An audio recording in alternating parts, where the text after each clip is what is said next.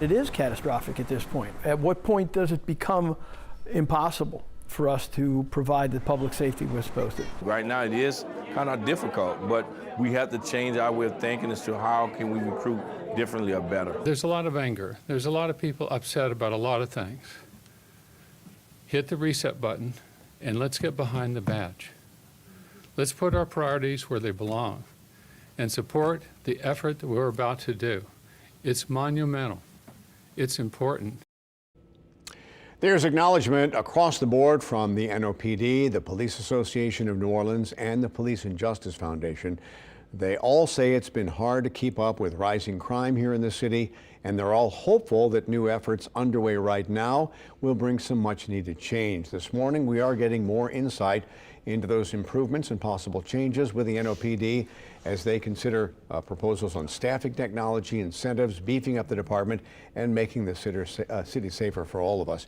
We're being joined by John Casbon with the New Orleans Police and Justice Foundation. And first of all, you guys were responsible for paying for these guys from New York to come in. And you thought this was important enough to put your money where your mouth is. Oh, absolutely. But you know, this is not our first rodeo.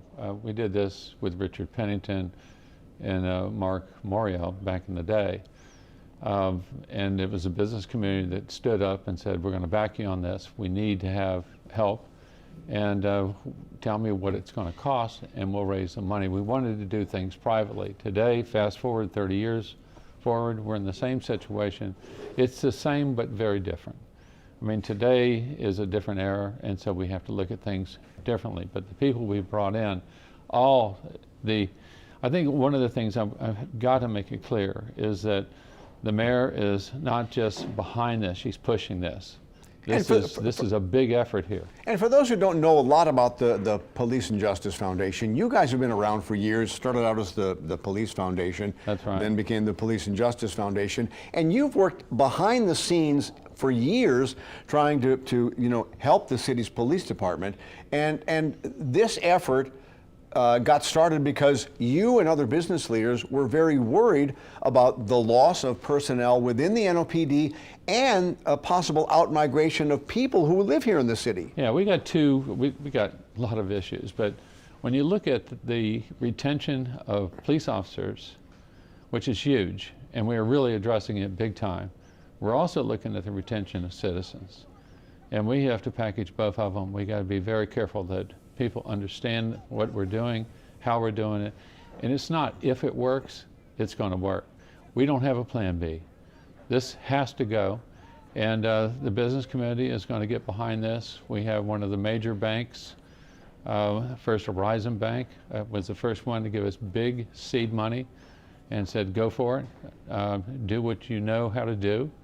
And we're off and running. We're bringing in the top experts in the country. These are not just police officers that have been working someplace. These are top 3-star deputy chiefs in organizations where they had high performance.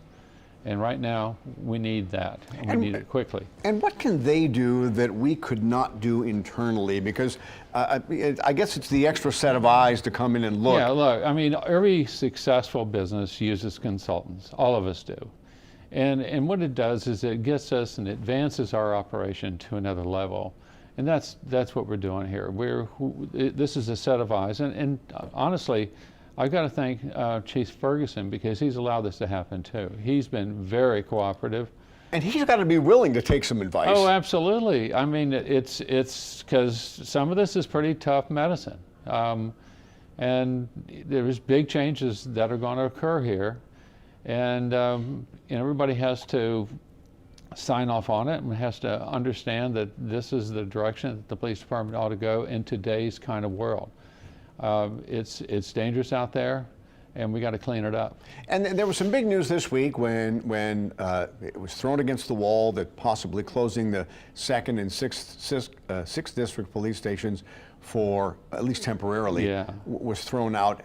We had Councilman Joe Geruso on, who represents Uptown and Lakeview, covered a lot by especially I don't think Uptown. that went over real well, did it? No, it did not. And he said it's a non-starter. Yeah, we're not doing that. Look, we put with the public saw that was released was a 10-day scan that never should have been released. It was actually leaked. There is nothing in there that is final by any stretch. These were just notes of it, 10 days of taking a look at the entire operation, 10 days. And then you have to come in and you gotta verify, you gotta clean it up, and you gotta make sure that what you're doing actually fits. So I asked the folks, I mean, you can see some of the stuff that we have announced, because some of it will come into being live, but there's a lot of it won't, yeah. Yeah, and a lot of it's not gone to. Let me tell you this, Eric. We're going to go live on NOPD's website, and as we move forward with our initiatives, they're going to be posted.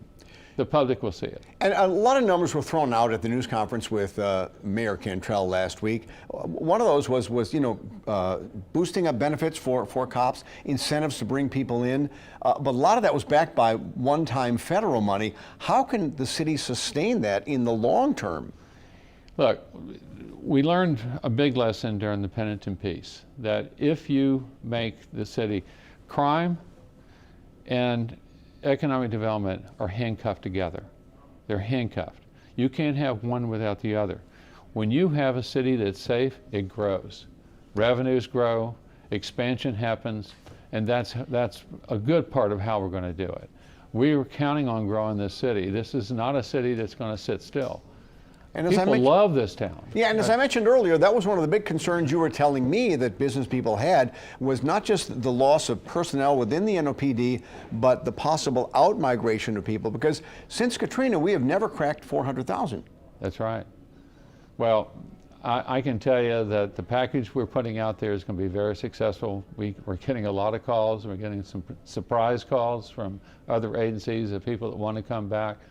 The program is going to be very successful, and the public's got to believe in that. I mean, my dad always said, you know, you got to believe in something sometime. This is the time. We have to get.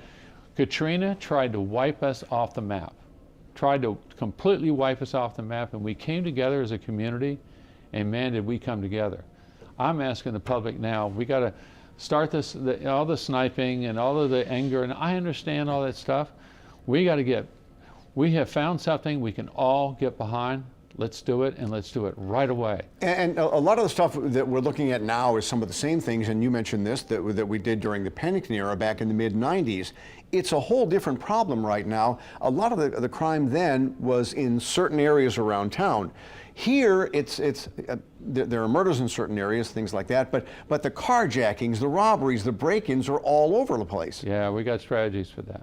I can't get into that, but we've got, that kind of stuff has got to come to a screaming halt. We got to have it safe so people can take their babies on a baby carriage for a walk and know they're going to make it back, and kids can ride their bikes.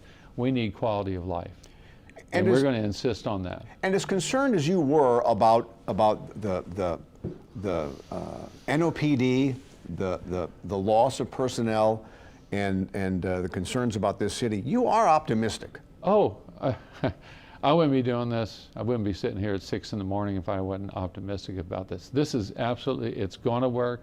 I've talked to expert after expert. They just look at me and say, John, this is so doable. We're not arresting people from Stanford and Harvard. These are not rocket scientists out there. We've got strategies, and we're going to place them on the street. We're going to get our people in patrol cars.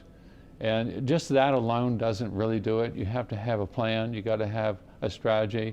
And all above all that, you got to have a mission. And how are the rank and file accepting what you guys are coming with? I think very well. I think that when you had the unions back us, look, they're going to make more money and they're going to be safer. We have to put together a program that if the police aren't safe, nobody's safe. And so that is the key right there. All right, thank you very much, and we'll be following what you guys are doing. Yeah, thank you, and remember, we're going to be doing this on a website. So okay, and it will be public. All right.